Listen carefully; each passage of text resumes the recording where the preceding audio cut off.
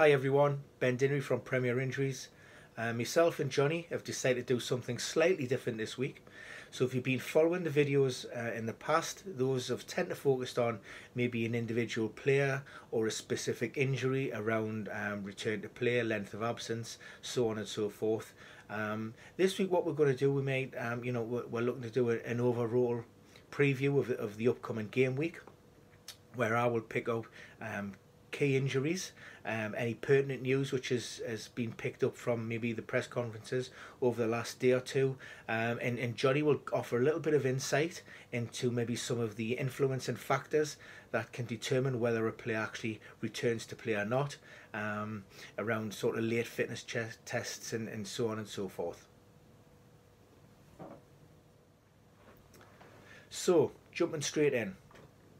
The build-up to game week 9 has been a bit of a minefield. We've had no fewer than 54 reported injuries over the last 12 to 13 days. And a lot of those injuries have affected some of the league's leading lights and players with big ownership percentages. So I'm getting a lot of questions about availability, and will those players be involved, and if not, who to bring in and potential sort of alternatives for the squads. So what we'll do is I'll try and sort of break down those key injuries and maybe flag up things which have been discussed maybe over the last day or two during press conferences and reported, and hopefully by the end of it we'll have a better idea of who's going to be available for game week 9.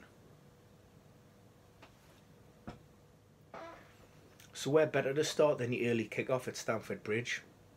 The joint leaders don't really have any major concerns.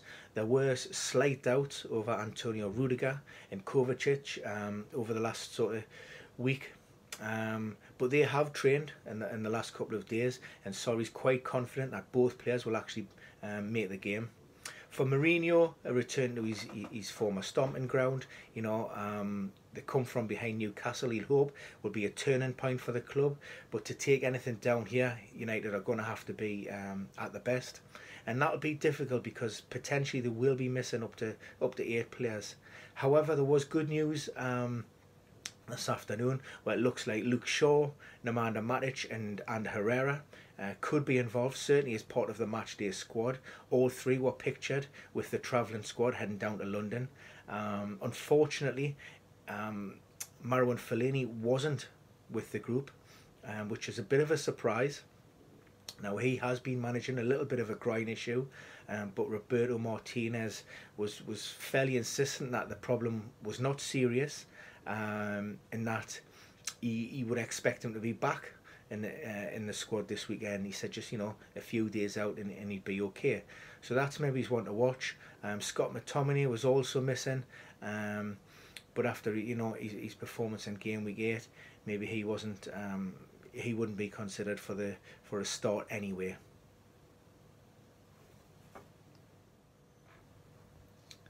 I've had a lot of questions this week with regards to the availability of Ryan Fraser, who's managing an ongoing hamstring problem. Now, the winger's been struggling with that for maybe the last 4 to 5 weeks, and the main concern for fantasy managers is after the last international break heading into game week 5, Eddie Howe rated the winger as a major doubt, which put a lot of managers off starting Fraser, me included.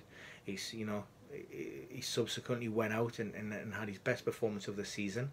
I think it was, if I recall it, an 18-point return, 2 goals and an assist, which was pretty hard to take when he was sitting on the bench, sitting there in first place. So that's difficult. However, the situation this time around, I think, is slightly different. People have got this thing in their heads that Eddie Howe's trying to hoodwink them in some way, but I certainly don't see that the case. I think the dynamics around the players and possible sort of who could come in has changed slightly since then. I think if we add Junior Stanislas into the mix now, who's got some good minutes under his belt, he's got a goal since returning from a long-term knee injury, and he looks quite sharp, given that he's only sort of 2 to 3 weeks sort of back on the pitch. And that maybe relieves a little bit of pressure on Ryan Fraser and also Eddie Howe, and maybe he's thinking that he has to play him. Like I say, I think you've got to be very careful in these situations, even though it's maybe, you know, a slight twinge, a little bit of tightness in there, that could quite easily be exacerbated. And what, you know, Bournemouth don't want is he heading into maybe, you know, a busy festive period. Is somebody like, you know, Fraser, who's missing, who could potentially, you know, suffer a serious tear and maybe spend a significant time on the sidelines. So, you know, regarding will he be involved this weekend? I could certainly see Fraser being part of the matchday squad. My own personal feelings is maybe Stanislas would get the nod in terms of a start, and Fraser's there on the bench and waiting, you know, possibly if things aren't going so well. You know, but either way, highly unlikely that he would you know, complete 90 minutes if he did start. He's certainly a rotation risk, and for that reason, you know, I would probably, you know, I would err on the side of caution, and he certainly wouldn't be looking to form, you know, the mainstay of my starting 11.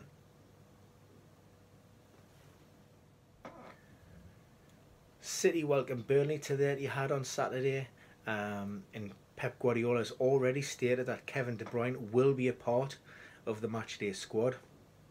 Now, what that means in terms of, you know, will he start or will he be introduced from the bench, we don't really know. What we're gonna, you know, what we try to do is make an informed decision based on the facts as how we see them. Essentially, De Bruyne's been sidelined for 66 days with a lateral knee ligament injury, so that's the outside of the knee. He's had treatment and he's been training fully now with the group for just over 2 weeks, pain-free, no problems. Ordinarily for most teams, and particularly when you look at maybe City's squad, and you know, I would always advise, you know, that player would be introduced from the bench.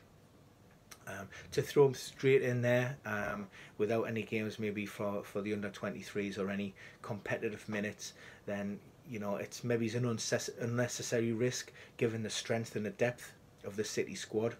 However, the spanner in the works, you know, De Bruyne suffered almost an identical injury to the same knee back in 2016.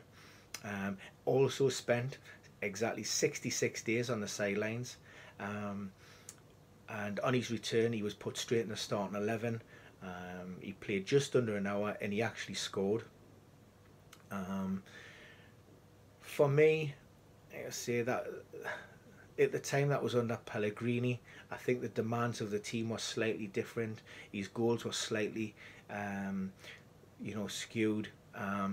So I think Pellegrini maybe felt that it was necessary to get, you know, one of his most influential star players back on the pitch as quickly as possible.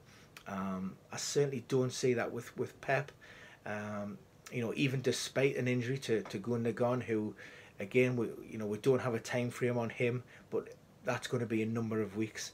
I just think there are better opportunities out there, and if De Bruyne can get maybe 20 to 30 minutes on Saturday, I think that's a good return. Liverpool's problems this week have been well highlighted. A number of high-profile injuries, you know, maybe over the last sort of 7 to 10 days. Fortunately, it looks like Liverpool could be going to Huddersfield with Nye on a full-strength side. We look at Van Dijk. He picked up a rib issue, a bruised rib, or if you believe Ronald Koeman, broken ribs, which he's been managing with painkillers and injections for the last few weeks. However, Jurgen Klopp has basically dismissed all of that, and he said that Van Dijk is absolutely fine and there's no issues there. So a fully fit Van Dijk starts without question. It's all about just who sits alongside him, you know, whether that be Gomez or whether it be Lovren. And there's part of us that thinks maybe, you know, Lovren could get the nod, with Gomez coming into the side midweek. In terms of attacking players, Messala looks to have recovered from a minor hamstring issue. It was reported last Friday that there was no obvious tear immediately after the game, that there was some kind of strain, but to what sort of grade and what extent they didn't really know. He was released from the national team and returned to sort of Melwood, and tests were carried out straight away. And those, initial assessments proved to be sort of quite accurate and on the money, because Salah has been training with the group, and again, as long as there aren't any adverse reactions or any further problems, then he will be a part of the matchday squad. Will he start? Again, that comes down to sort of Jurgen Klopp, and what he thinks looking maybe ahead to the Champions League. Liverpool have got Shaqiri, they've got Sturridge, they've even got Fabinho who could come in and make his Premier League debut. So there's a lot of options in there. One player who Liverpool won't be able to count on this weekend is Naby Keita. He has a hamstring strain. Again, we'll have no sort of definitive guideline on how long he will be out. Reports from Guinea suggest a minimum of 2 weeks. However, I did post an update on Thursday suggesting, handle some of these reports from Africa with care. I remember Chancellor Mbemba being injured for Congo. There was a groin issue, and it was reported that he was out for 3 months, and he actually returned within 11 days for Newcastle. So just be wary of that. The official line from Liverpool is, tests are ongoing, and we don't have anything official on that. Elsewhere, James Milner looks to be returning well ahead of schedule. Initial timeline suggested around a month, but already back with the group in training, and he's another one. As long as there aren't any adverse reactions, then he conceivably could be in the matchday squad, so no problems there. Sadio Mane broke his thumb and had surgery. I think it was maybe Tuesday this week, and yeah, it's a difficult one. I think this one is likely to be a decision which is player led, and that'll be in discussions with the medical team and the sports science department and the manager around the risk factors associated with playing. The assumption is you're playing some kind of supportive brace to fix the thumb, to maybe limit any problems that could occur if he was to fall on that. But it's not going to be it's not going to be 100% effective. So you'll have to sort of weigh up maybe upcoming fixtures and certainly the opponents on the day. No disrespect to Huddersfield, but so there's other factors that will come into play with that.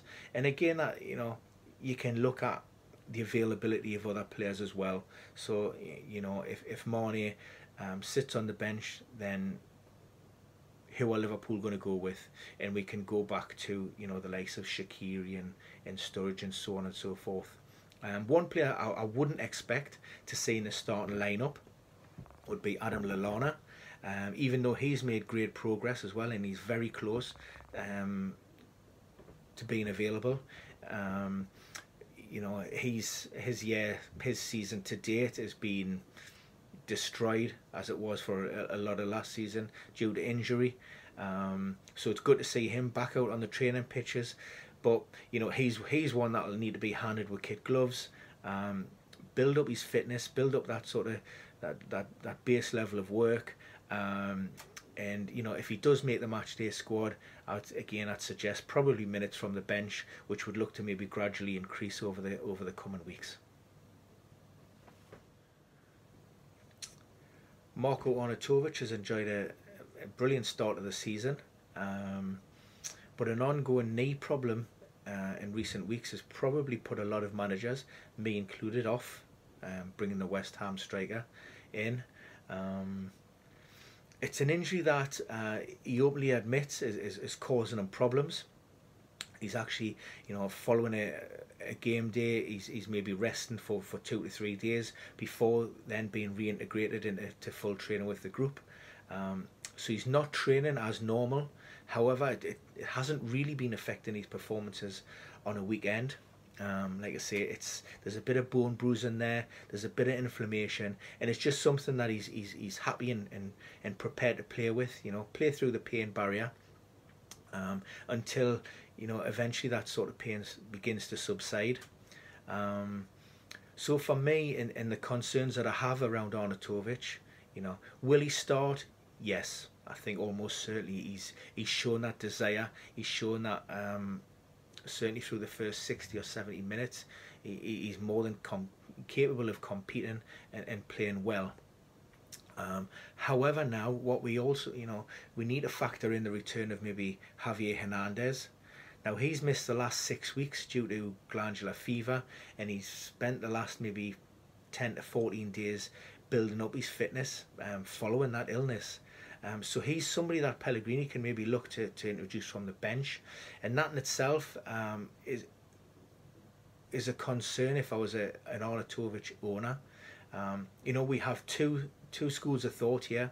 One, if West Ham are winning and they're comfortable, maybe a 2 or a 3-0 or a 3-1, then Arnautovic may be the first player that Pellegrini looks to bring off and protect. And then secondly, on the flip side of that, if maybe we're approaching maybe the 60th, 70th minute, and Arnautovic hasn't got the minutes in his legs, and he's maybe flagging a little bit, fatigue. Again, is he one that Pellegrini looks at and says, right, well, I've got Hernandez here who's fresh, and I'll bring him on. So one to be wary of. Like I say, he gets the starts, but I suggest at this moment in time, his minutes past, the 70, 75 will be few and far between.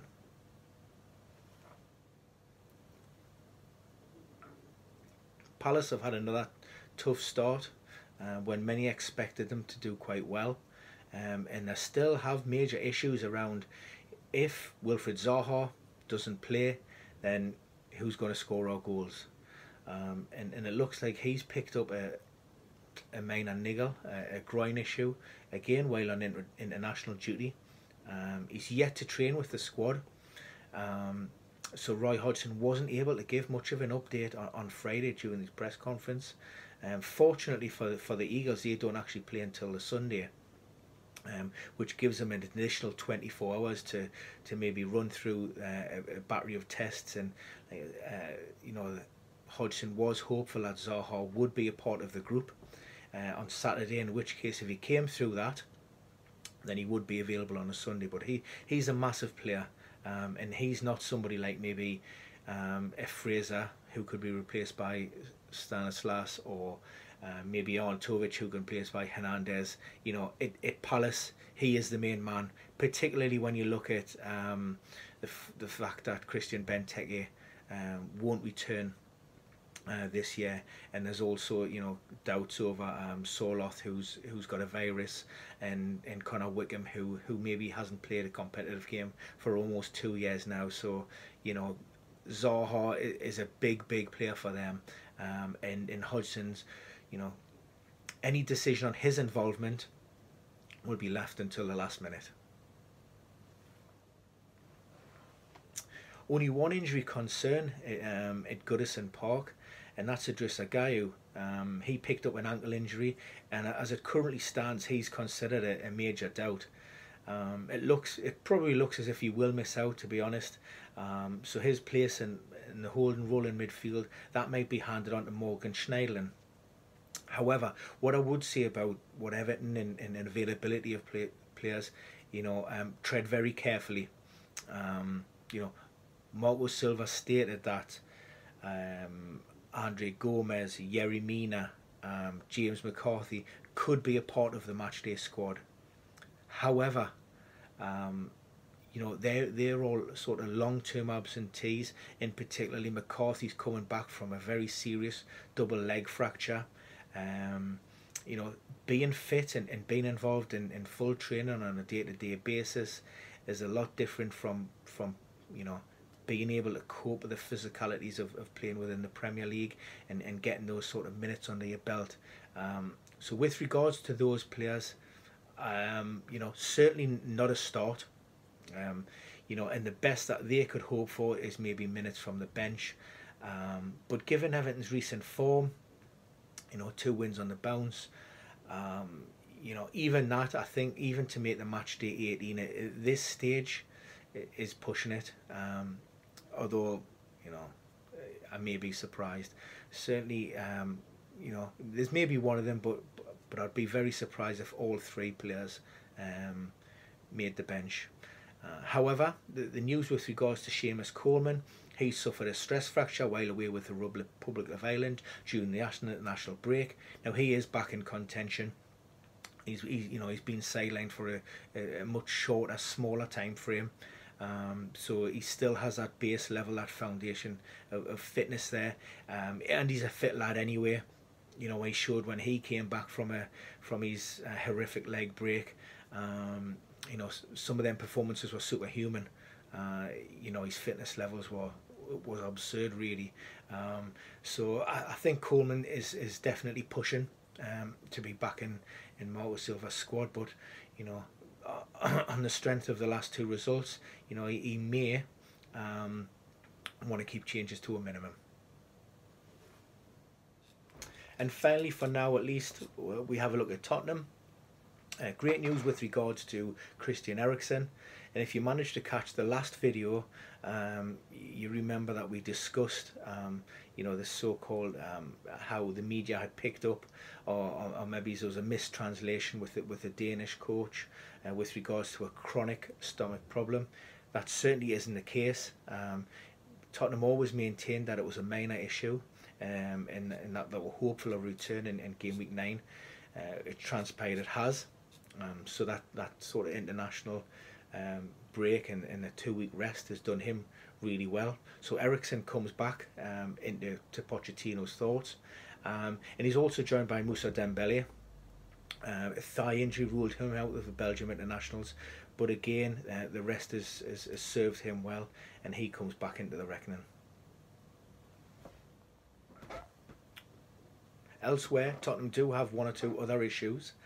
During the international break, they did confirm that Jan Vertonghen won't play again before December. The Spurs defender tweaked his hamstring back in game week 7. I think that was against Huddersfield. Attempted to play through, lasted until half time. There were concerns post match as he limped through the player zone, and a battery of tests, a couple of scans revealed that it's quite a significant tear, which means he's going to be out for, like I say, nigh on a couple of months with that. So that's the bad news from Tottenham. Fortunately, the news with regards to Danny Rose isn't as bad, although he won't be involved this weekend, which gives you know, an easy decision for Ben Davies owners. He'll certainly be starting, but it's envisaged that Danny Rose will be back in contention for game week 10. Probably not the Champions League midweek.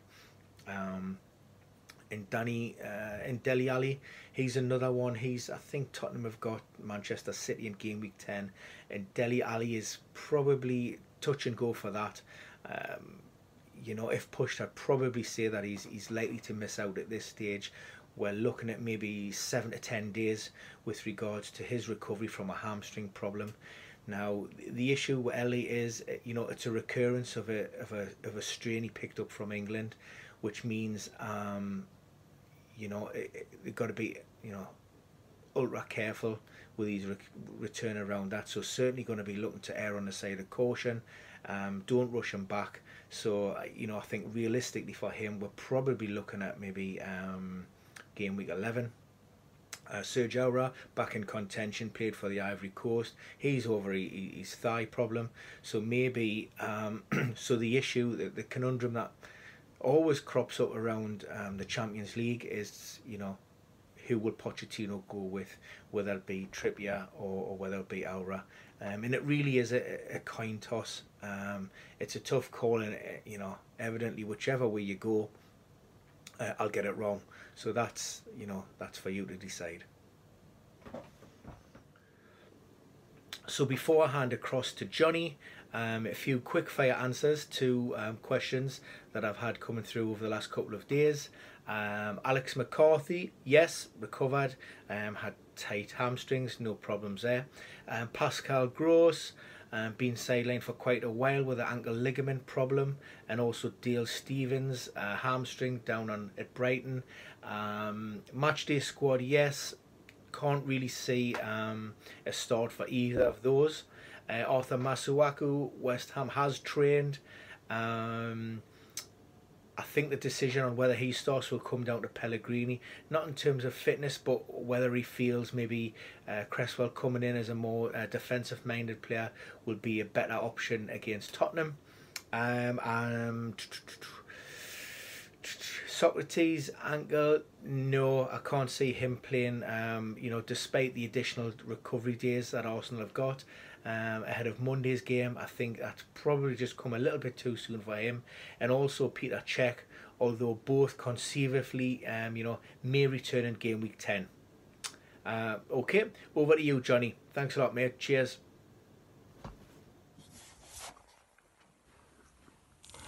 Afternoon, guys. Hope you're all well, and thanks a million for that introduction, Ben. So today's topic is on return to play decisions and late fitness tests, as was quoted in the media this week. So generally the goal of a late return to play fitness test for most injuries is to ensure that the risk of injury recurrence is minimal and the performance of the player will be optimal.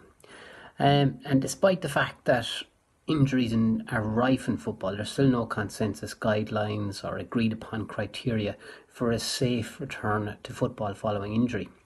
That completely eliminates the risk of recurrence and maximises performance. And while there are many return to play models and criteria in circulation, the majority of these are merely tick box exercises which detail the activities the player has completed to justify their readiness to return to play. So activities such as jogging, walking, turning, changing direction, sprinting maximally, short passing, long passing. So maybe rather than employing a tick box method, a more sensible approach might be, at this point in time in particular, maybe to inform the player, the manager, football fantasy managers, stakeholders, fans, etc., that an early return to play carries an inherent injury recurrence risk, and that there's no guarantee with the model that we're doing anyway at the moment.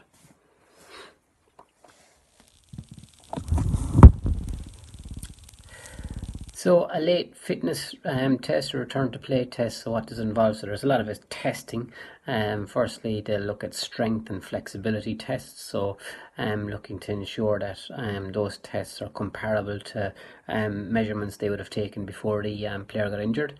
In the case of long and medium term injuries, they'll be looking at the fitness levels, so aerobic and anaerobic levels, to make sure that they're in line with before they were injured. They'll be looking at some functional field testings, which I mentioned above, regards to your turning, twisting, kicking, sprinting, etc.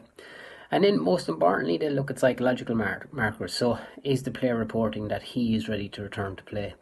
Is he stressed about the prospect of returning to play so early? Does he have a fear of re-injury? And generally, if the player is okay with all of this and the testing has come back unremarkable or similar to baseline testing before they were injured, they'll make a decision on whether it's a suitable decision to return to play or not.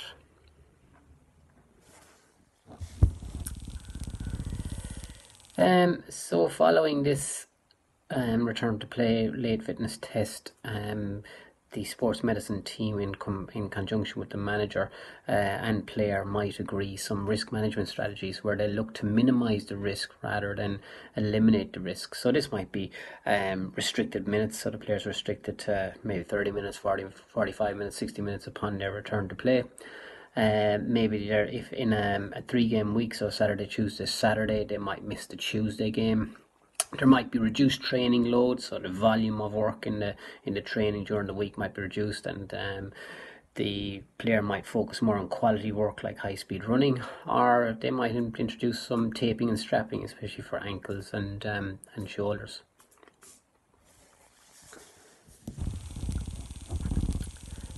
So there's a lot of debate and controversy over these late fitness tests. So the reason why they're usually a late test on a Saturday is the football club and the sports medicine staff are trying to give the player as long as possible to help them recover from the injury. And this is usually when either it's a short-term injury and very little pathology, so any structural damage is found on imaging or on clinical assessment, or maybe when the player is complaining of symptoms such as tiredness, fatigue, illness, widespread pain which isn't very pathological, dead legs, bruising, muscle soreness, etc. So these will be some of the reasons why the fitness test is carried out so late. But in reality, these return to play fitness tests, they're and the subsequent decisions, they lack standardisation, so there's no consensus on it, so not everybody does the same test, and they cause a lot of heated debate between players, managers, stakeholders, and fantasy football managers as well, if you just even have one look on social media here. So in essence, there needs to be more transparency from those working in sport, especially sports medicine departments, to educate all the parties involved about the uncertainties of re-injury following return to play. We need to educate players, managers, stakeholders, fantasy football managers, that we generally don't understand why some injuries recur and some don't, rather than blindly making a decision on whether a player should return or not return to play following a late fitness return to play test. And I guess what's most important here is to realise that the level of risk for each return to play decision is always individualised to every single player. So it's fair to say it's a key role of the sports medicine team to minimise injury incidents and recurrence. However, in the professional football arena, it requires medical staff not to be risk adverse.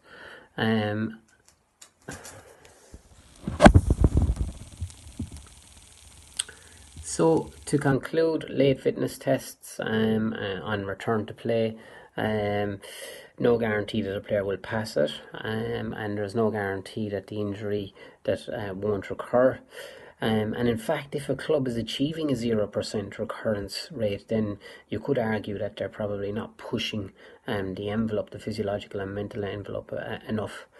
And a wise clinician once told me that if you're following practice guidelines religiously, then you're probably not a very good clinician. He said to me that you need to be constantly driving the profession forward, you need to be risk aware and not risk adverse, and you need to be pushing that physiological envelope as far as you possibly can. One of the ways which I try to describe that type of scenario is in professional football we take calculated risks. So for example, if you've 10 hamstring injuries in a season, which can be quite possible, and you shave 1 week off each of those injuries, well, that improves your player availability by 10 weeks or 10 matches. And if only one of those hamstring injuries recurs, then it might cost you an extra 3 weeks or 3 games. In any case, you're still 7 games better off. So that's an example of being risk aware and not risk adverse. So guys, I hope you enjoyed that little talk on return to play, decision making and late fitness tests, and I'll hand you back over to Ben now. Ben, thanks a million for the intro, and take it easy, guys. Thanks, Johnny. Brilliant insight as always. So as you can see, it's there's quite a lot of influencing factors that will determine whether a player returns to play on any particular sort of given weekend. So what we try to do when we're discussing things through social media, on Twitter, when we're putting things on the injury table, we use our experience, and we make an informed decision on whether we feel a player may be ready, and we attribute some kind of percentage in terms of a confidence rating, as you were, on how confident we are on that player returning. And again, that's just opinion based on maybe what we know on the player, his medical history, the manager, and maybe the team, and also the squad. You know, if it was if we were looking at, for example, say Wilfried Zaha this weekend. Now, we need to consider the fact that Benteke is already out. Soloff is a late fitness doubt. Wickham hasn't played competitively for almost 2 years, and also, you know, the fact that Palace don't score when Zaha doesn't win. So the pressure and the risk associated with Zaha returning to the side are maybe greater than potentially another player. Say maybe looking at Salah at Liverpool. You know, if he doesn't play, and Mane is fit, and Sturridge is fit, and Shaqiri is fit, you know, then maybe Jurgen Klopp can look at that and look at the Huddersfield fixture and think, you know, well, maybe we'll leave it a couple more days, you know. We'll keep him for the Champions League match that's coming up. So it's certainly not an easy, you know, thing to do. Certainly don't give any kind of definitive answers on that. You know, for every one that we luckily get right, there'll be equal amount, you know, that we get wrong as well. So just understand that, you know, it's an opinion that we're offering, and you know, it's not that we've got some kind of hotline in with a club that says, yeah, this player is definitely starting, unless we tell you otherwise. Of course there is. And another question I'm often asked is, will this player, you know, play 90 minutes? We're talking about playing God here, and we're talking about being able to sort of see into the future, and you know, the factors surrounding whether a player is involved for 90 minutes or not are, you know, numerous. Again, we could be talking about, there's a lot of external influencing factors that we have absolutely no control over whatsoever. You know, opposition tackle, awkward fall, whether, you know, so on and so forth.